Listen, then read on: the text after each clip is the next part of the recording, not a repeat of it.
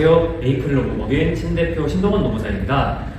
여러분, 요새 뉴스를 보면 참 안 좋은 소식들이 많죠. 특히 경기가 어려워서 소비가 줄었다, 가게들 잘 안 된다. 저도 노무사로 일을 하면서 그런 걸 요새 피부로 많이 느끼고 있습니다. 첫 번째로는 자원사들 가운데서 폐업하고 있는 회사들도 종종 있고, 두 번째로는 회사가 망해서 월급을 못 받았는데 어떻게 해야 하나요? 라고 찾아오는 근로자들이 많다는 겁니다. 오늘 방송에서는 회사가 망해서 월급을 못 받았습니다 라는 근로자들을 위해서 팁을 좀 드릴까 합니다. 먼저, 회사가 망하면 월급이 그대로 날아가나요? 사실 그렇지는 않습니다. 여러분들께서 일을 했다는 그것만으로 회사로부터 돈을 받을 수 있는 채권이 발생을 한 거죠. 그리고 회사가 망했지만 여러 가지 재산이 있을 수도 있고, 나라에 있는 제도를 통해서 그 채권 중 일부를 보존을 받을 수 있는 거죠. 그 중에서 가장 대표적인 게 도산대지급금입니다.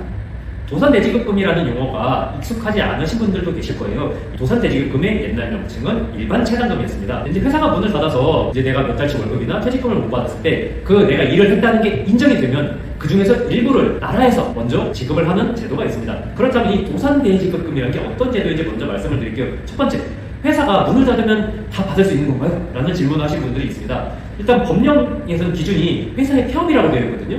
그러니까 사업주가 폐업 신고를 해서 없어지면 모두 도산대지급금 받을 수 있는 거냐? 그렇지는 않습니다. 여기서 용어로는 폐업이라고 되어 있지만 문을 닫는 것, 사업자 등록증상 폐업을 한 것만으로는 충분하지 않아요. 일단 기준이 있어요. 첫 번째로는 법원에 의해서 재판상 도산인 경우입니다. 재판상 도산이라는 경우는 파산 선고가 있어요. 아니면 파산 선고까지는 아니지만 법원에서 회생기시 결정을 받은 사건이 있어요. 이 경우에는 기업이 도산이 인정이 됩니다.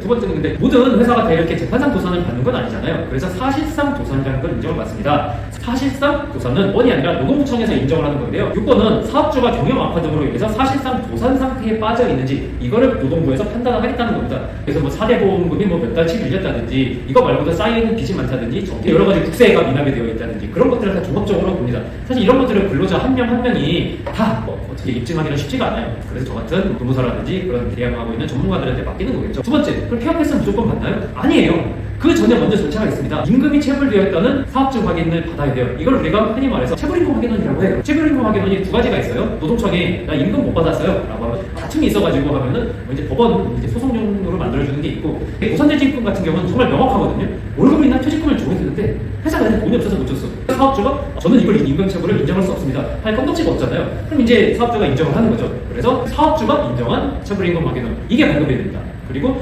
도산대지급금은 체불임금 확인원을 받은 이후에 사실상 도산을 인정을 받는 거예요. 즉, 프로세스가 두 개입니다. 먼저 체불임금이 있다는 거 사업적 확인서를 노동청에서 발급을 하고, 두 번째로는 그 체불임금 확인원 혹은 사업적 확인서를 가지고 사실상 혹은 재판상 도산 인정 사실을 다시 노동청에 제출해서 이제 그걸 가지고서 도산대지급금을 받는 겁니다. 여기서 약간 어려운 거는 이제 체불임금 진정을 하는 데 있어가지고 입증하기가 어려워서 일부 조력을 받는다든지, 혹은 사실상 도산을 인정받는 게 어려워가지고 노무사에 조력을 받는다든지, 이런 것들이 있겠죠. 그리고 주의해야 될 게 도산대지급금에서 100%는 아니다 하더라도 나이에 따라서 보장해주는 액수가 달라요. 맥시멈 2,100만 원까지 도산대지급금을 받을 수가 있습니다. 근데 문제는 그거 말고도 많죠. 이사일 연차수당도 있고, 연장근무수당, 휴일근무수당, 거기에 덧붙여가지고 진짜 회사가 어려움 안 주는 것들이 있습니다. 예를 들어서 연말정산에서 내가 환급을 받아야 되고 있는데 그것도 안 줘.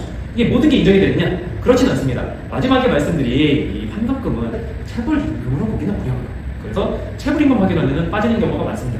그리고 두 번째, 일단 연장근무수당과 휴일근무수당은 그냥 임금이기 때문에 이 체불임금 확인원에 들어가고, 그걸 가지고서 도산대지급금 신청도 할 수가 있어요. 근데 이사용 연차수당, 얘는 임금이기는 해요. 그래서 이 체불임금 확인원에는 체불이 된 임금으로 딱 명확하게 들어가는데, 도산대지급금 그리고 본제도와 유사한 간이대지급금 모두 이사용 연차수당만은 주질 않습니다.